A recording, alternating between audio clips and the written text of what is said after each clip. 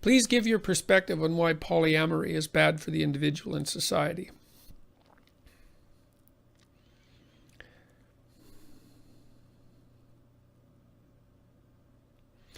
Well, I think the fundamental reason is, there's a bunch of reasons. I mean, the first is societies seem to function better, that is, less violently.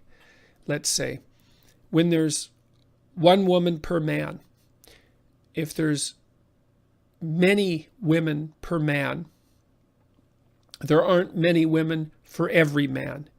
There are a handful of men, let's say a minority of men, a Pareto distribution of men who have a disproportionate number of women, and a lot of men who have none. And those aren't happy men, let's put it that way. They're men who are very likely to get up to no good very rapidly. So there's that. Then I would say the women who, let's say a man has many women, and let's say he's a desirable man for that matter, just for the sake of argument, if he has a variety of women, then those women don't have much of him. So they don't get to establish a real individual relationship with him because it's going to be fragmentary. And I don't believe that that's satisfying for people. I think that what you want, as much as you possibly can, is to have people around you with whom you can weave your life together over the short term, medium term, and long term. It adds depth to your life in a way that almost nothing else can. And so what you do, and so I've been speaking more about permanent polyamorous relationships. You might ask, well, what about sequential ones where, which is in some ways indiscriminable from,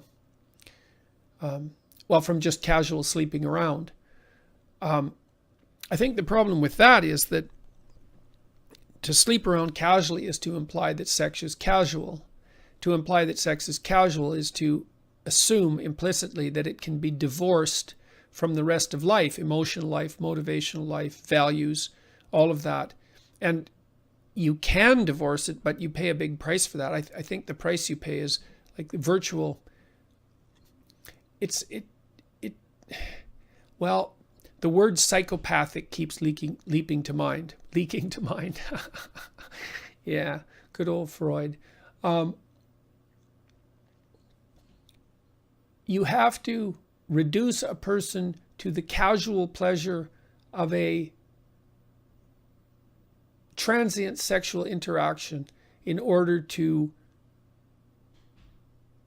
sleep around casually. And I think that once you establish that as a habit with sex, which is a deep experience, if you'll do that with sex, which is a deep experience, then, and you learn how, then what makes you think that won't transfer to everything else that you do? I don't see how it can fail to. So, you could say, well, monogamy isn't a very good solution. It's like, well, life is a sexually transmitted disease with a 100% fatality rate too. There's lots of really complex problems for which we only have the best answer we can come up with, which is not a utopian answer, but I would say, and I think the evidence supports this as well, that stable monogamy is the best solution that we know of, and it's also the minimum necessary requirement for the stability of children. So, polyamory, it's wrong. It's wrong. It makes men violent. It increases inequality in the manner that makes things dangerous. It makes it impossible for women to have a deep relationship with men.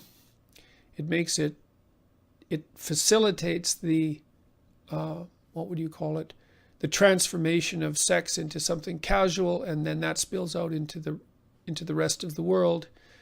It deprives the people who engage in it of the opportunity of establishing a stable, long-term,